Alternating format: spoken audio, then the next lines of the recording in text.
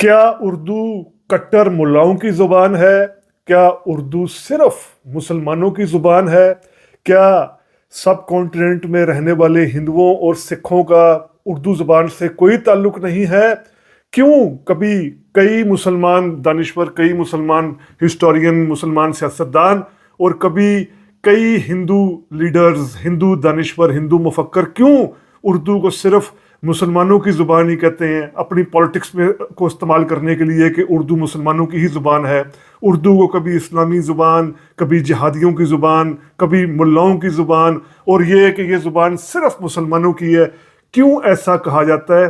क्या हैं इस हवाले से हिस्टोरिकल फैक्ट्स, हकायक आज समझने और जानने की कोशिश करते हैं री थिंक विद उमर जावेद में। व्यूअर्स को री थिंक विद उमर जावेद में वेलकम। आप में से ऐसे व्यूअर्स जिन्होंने अभी तक rethink with Umar Javed subscribe नहीं किया, हमारी रिक्वेस्ट है kindly rethink with Umar Javed subscribe करें। उत्तर प्रदेश के वज़ीर आला योगी आदित्यनाथ ने अभी चंद रोज पहले कहा है कि उर्दू को उत्तर प्रदेश की सेकंड लैंग्वेज बनाने से जो कट्टर मुल्ला जो लोग हैं इनकी ज़ुबान सीखनी पड़ रही है। यानी उन्होंने एक लिहाज से उर्दू को मुल्लाओं की ज़ुबान करार दिया। अब ये उर्दू का जो उर्दू के ख़िलाफ़ नफ़रत है ये बहुत पुरानी है, ये अंग्रेज़ों के दौर से ऐसा है, और इसमें दोनों तरफ के इंतहा पसंदों का हाथ है। इसमें जो मुसलमान थे, उस जो इंतहा एक्सट्रीमिस्ट मुसलमान थे 19th सेंचुरी के, उनका भी हाथ है, और जो एक्सट्रीमिस्ट हिंदू थे उनका भी हाथ है। ख़ास तौर पर जब मुस्लिम लीग बनी है 1906 में, तो उसने उर्दू ज़ुबान को एक लिहाज से सिर्फ ये साबित करने की कोशिश की कि ये सिर्फ मुसलमानों की ज़ुबान है और ये हिंदू इसको ख़त्म करना चाहते हैं, इसकी जगह हिंदी ज़ुबान लाना चाहते हैं। संस्कृत का या प्राकृत को ज़्यादा जो उनका रस्मुल ख़त जिस तरीके से लिखा जाता है ऐसे करना चाहते हैं। बिल्कुल ये गलत मौक़िफ़ था मुसलमान इंतहा पसंदों का भी और हिंदू इंतहा पसंदों का भी। उर्दू एक मिली जुली तहजीब की ज़ुबान है, यानी उर्दू बनी ही इस वजह से थी दिल्ली और इतराफ़ के इलाकों में, ताकि जो मुख्तलिफ़ कौमियतें हैं, बाहर से आने वाले लोग हैं, मुकामी लोग हैं, इंडिया के दूसरे इलाकों से जो आने वाले लोग हैं, वो मुश्तरका तौर पर जो ज़ुबान बोलते थे उसे खड़ी बोली कहते थे। यही खड़ी बोली बाद में उर्दू बनी या इसको हिंदी बनी। यानी सिर्फ लिखने में इसका फ़र्क है कि हिंदी लिखी जाती है और तरीके से, जिसको देवनागरी रस्मुल ख़त कहते हैं, उर्दू जो है वो फ़ारसी या अरबी रस्मुल ख़त से बोलने में बिल्कुल एक है। अब हम ऐसे फैक्ट्स पेश करते हैं, तीन चीज़ें हम देखते हैं। एक ये कि उर्दू जो लिटरेचर है इसमें, और दूसरा जो उर्दू प्रेस रहा है इसमें, और जो पॉलिटिक्स रही है इसमें किस तरीके से जो हिंदू और सिख हैं इनका कितना बड़ा किरदार है। लिटरेचर से बात शुरू करें तो एक बहुत तवील फहरिस्त है लिटरेचर में। ये मुंशी प्रेमचंद, कृष्ण चंद बैदी, राजेंद्र सिंह बैदी, राम रघुपति जो फिराक गुरपुरी बने, हरिचंद जिन्होंने अपने आप को अख्तर कहा, सपूरन सिंह कालरा जो गुलजार के नाम से हैं, आनंद राय मुल्ला, मुंशी दया नारायण नगम, जगन्नाथ मोहन राय, नौबत राय नगर, मुंशी महाराज बहादुर, मुंशी गोपीनाथ, पंडित अमरनाथ। ये एक बड़ी तवील फहरिस्त है। यानी मैं नाम लेने बैठूंगा तो 8-9 मिनट के नाम होंगे कि जो हिंदू या जो मुसलमान नहीं थे उन्होंने उर्दू में लिखा लिटरेचर में।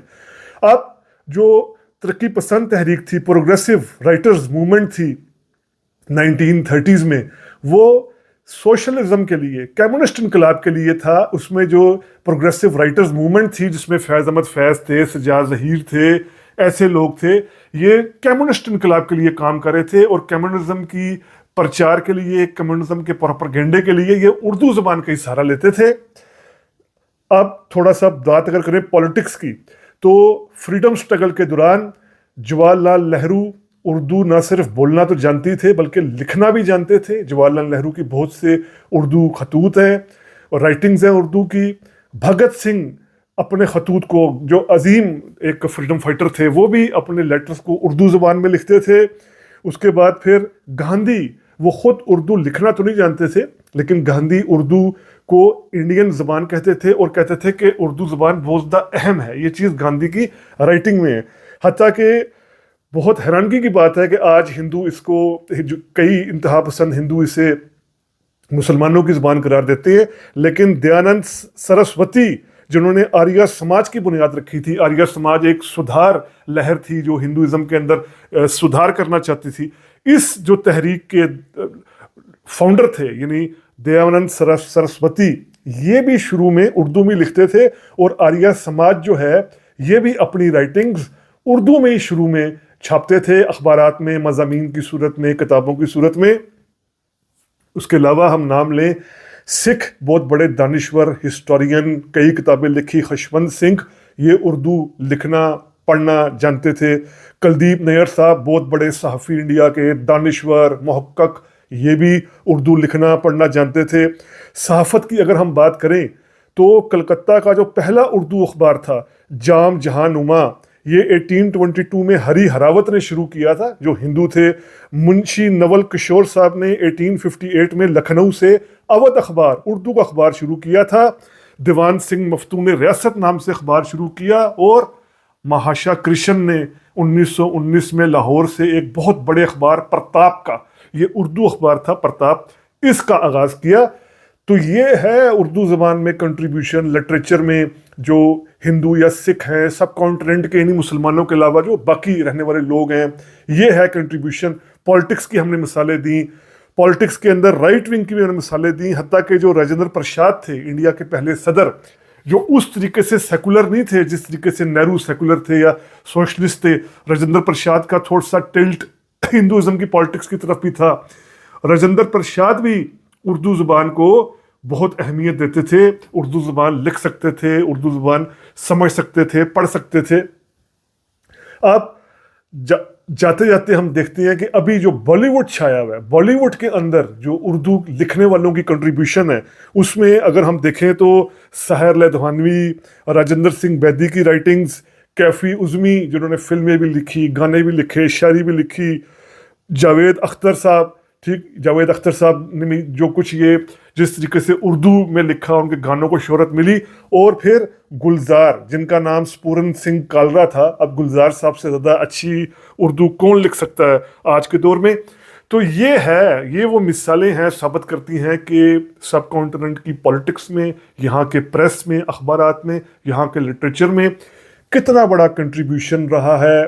जो नॉन मुस्लिम्स हैं, हिंदू हैं, सिख हैं, असल इशू वही है कि चाहे इंतहा पसंद मुसलमान हो या एक्सट्रीमिस्ट हिंदू हो, ये अपनी पॉलिटिक्स के लिए ज़ुबानों को भी मज़हब का रंग दे देते हैं कि फ़लाँ ज़बान जिहादियों की है, मुल्लाओं की है, फ़लाँ ज़बान काफरों की है। ये सब गलत बात है।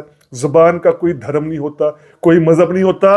अगर किसी ज़ुबान का होता भी हो, लेकिन उर्दू ज़ुबान ऐसी है कि इसका कोई एक रिलीजन नहीं है। जो हमने आपको मिसालें दी, ये मिसालें साबित करती हैं कि इस ज़ुबान में सब कॉन्टिनेंट के हर मज़हब तबके, सोच रखने वाले इंसान ने, दानिश्वर ने, राइटर ने, हिस्टोरियन ने, हर किसी ने कंट्रीब्यूट किया। तो ये अभी हाल ही में जो कंट्रोवर्सी चल रही है यूपी चीफ मिनिस्टर आदित्यनाथ की तरफ से उर्दू ज़ुबान के ख़िलाफ़ बयान देने की, इस हवाले से किया गया वीलॉग आपके सामने पेश किया गया। उम्मीद करते हैं आपको वीलॉग पसंद आया होगा। अगर पसंद आया है तो काइंडली सब्सक्राइब कीजिए रीथिंक विद उमर जावेद। शुक्रिया।